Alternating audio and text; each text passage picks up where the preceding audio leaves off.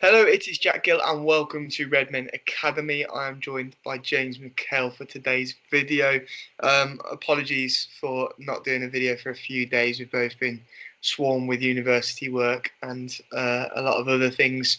But we're going to do as many videos as we can, aren't we, James? So Yeah, try to anyway. may have fallen off the one video a day thing, but I don't think anyone knew how long this was going to go on for. We did quite well, to be fair. We did about 3 weeks or we, so.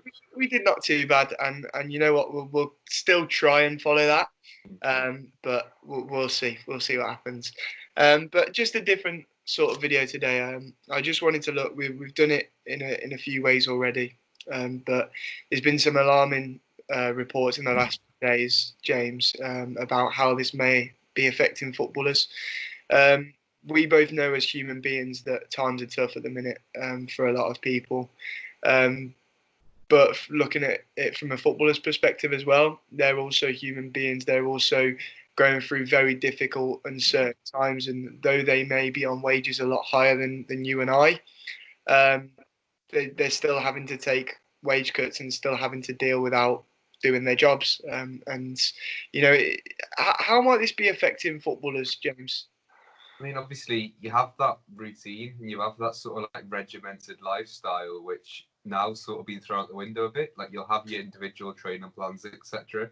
But when you're used to going to training and waking up at a certain time every single day, living life, almost exact same every single day, having that sort of completely changed with sort of like a moment's notice is like, and when you don't know what your future's going to be, must be really scary for players. I know a lot of people are going through similar things, but having money doesn't change how you feel mentally and doesn't change the sort of difficulties you have. You see, we're both students. I'm a student. So during all this, let's be honest, for students, it's not too much different Yeah. to normal life. You know, we're doing similar things apart from not being able to watch football, not being able to go out with your mates, not being able to go to university, even though our lectures are online. Obviously, not being able to go into the Redmen office, stuff like that. But apart from that, a lot of it is just gaming, watching Yeah, films, the usual student stuff. exactly. No Um, change really. exactly, but for a lot of people out there, they've got jobs that have had to come to a halt. Their jobs now furloughed. You know, they own a pub that's now been forced to close. You're a footballer and you're in your last few months of your career or last few years of your Yeah, career, and all of a sudden you can't do this. We spoke before coming on air about Paul Glatzel. He's just a young player, did excellently in the under 18s last season. He's been out since pre-season with a long-term injury. Starts getting back into fitness, starts getting back into first team training, and then this happens. This could damage someone's career, couldn't it, James? yeah, definitely. Because once you sort of fall off and you aren't doing the same sort of things you're used to, it's very hard to sort of get back on the wagon, get back into a routine, motivate yourself. Because obviously, I think it's been like even for us as students, it's quite hard to motivate yourself to work from home when you've got no sort of like impetus to go to class. Like for these players, they're not going to train and they haven't got that sort of push, have they? Where it's very easy to just sort of spiral and drop off and lose shape. And when you're a footballer, you can't afford to do that really. Yeah, and the thing is as well, and we're going to go into these reports in a moment, but being a footballer, their career's short anyway. You know, after their retirement, they have to sort out a second career in terms of keeping a steady cash flow, and you know, at the end of the day, a lot of footballers manage and already have things set up for when they get to that stage.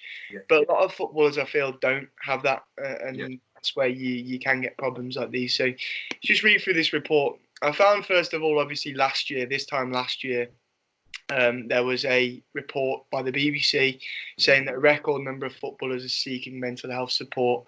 Um, it says that actually it was double or treble the numbers in 2019 at this point than it was in 2018. yeah, And then obviously 3 days ago on the BBC, that says that during all this, there's been a massive spike in the number of footballers in England seeking mental health support.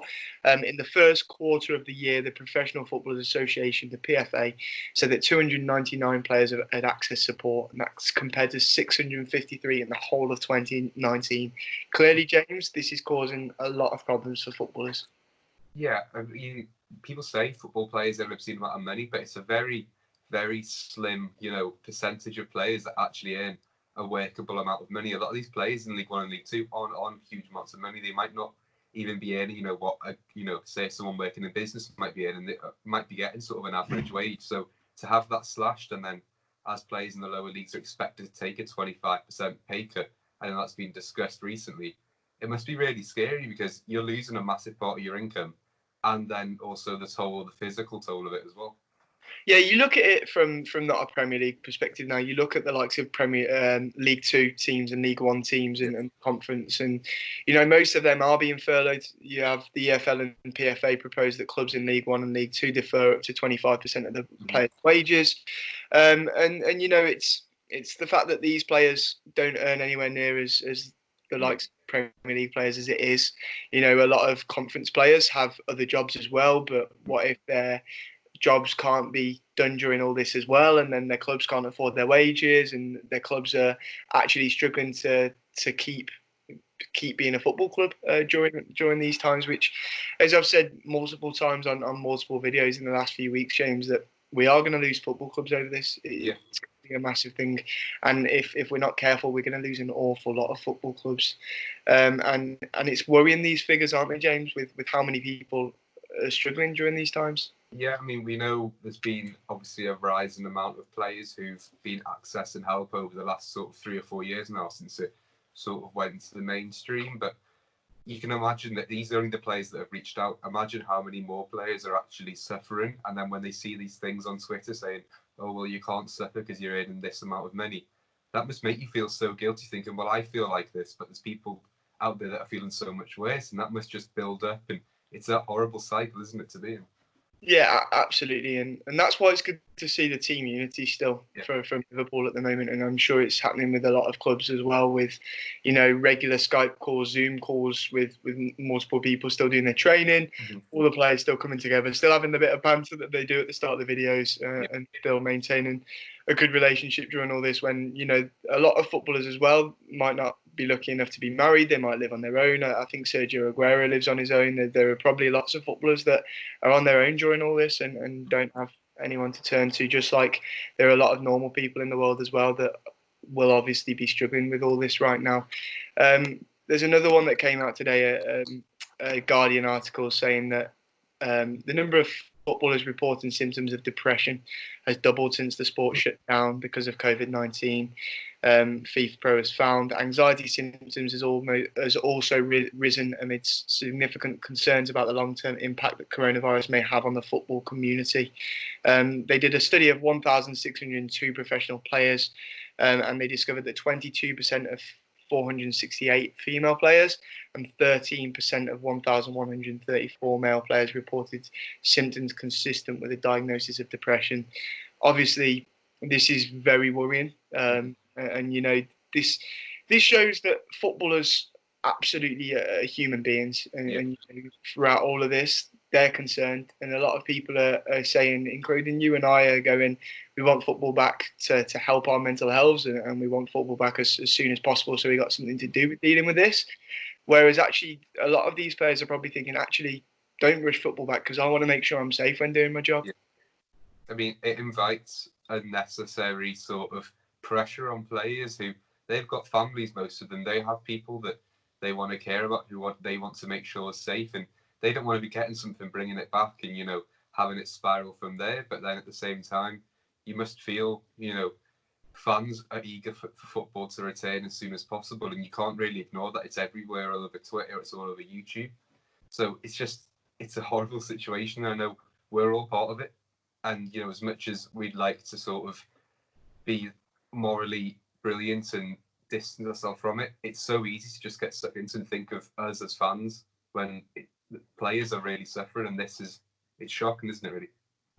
Yeah, absolutely, and it's a very difficult time for a lot of people right now with everything going on. But it's also the fact that in the Premier League we have several players from overseas that will be struggling all this without seeing their families, and a lot of them may have families in Italy or Spain or the US where it's hit harder, or even if it's not in a place that's hit as hard, they're still away from their families during all this, and it's scary. And although statistically they're fit, healthy, people that are professional athletes. Their families aren't necessarily in the same boat. So, there's still a lot for these footballers to worry about, and to think that when all this started at the start of all this coronavirus stuff, you had the Premier League were going to play football the weekend before it was called to a halt. They were going to carry on with it until Mikel Arteta was diagnosed with it, which is very worrying and very scary. It was brought up today, wasn't it? At the briefing, Liam Thorpe's asked a question to the deputy health advisor about specifically the Liverpool and Atletico Madrid match going ahead, and it's sort of, oh, that's an interesting way of thinking about it, but it's not interesting at all, because football went ahead days before football was completely scrapped, and we had fans, obviously, as we said before, travelling over Europe from a hotspot at the time to Liverpool, and that must have such a insane sort of toll on these players' heads, because they know exactly, they're thinking the exact same thing as us. And you saw, obviously, a couple of weeks later there was a spike in Liverpool Exactly. with cases. No that coincidence. Dave Maddock did an interview with Chris the other day over on the redmentv.com. Go check that out. A shameless plug there.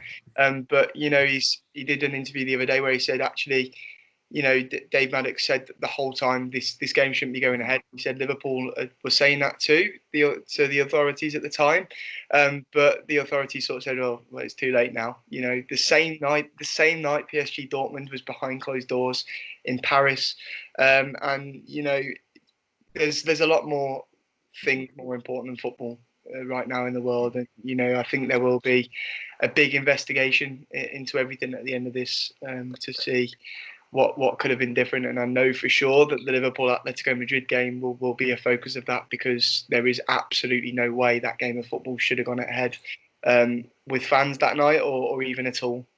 So it's definitely something that needs looking at. And we just obviously say during all these times to make sure you keep yourself safe. That's staying indoors, that's keeping yourself mentally safe as well. And there are loads of different, obviously, places and people you can turn to with things like the Samaritans and stuff. We'll make sure we put them in the description as well. So yeah, we'll try and do a bit of a more fun video tomorrow, but we thought it was important to bring your attention, obviously, to everything going on at the minute. And while we're all hoping that football is rushed back soon, maybe we should all take a step back and think of the players' mindsets before we do. Cheers, James, for joining us, and we'll be back tomorrow. Bye-bye.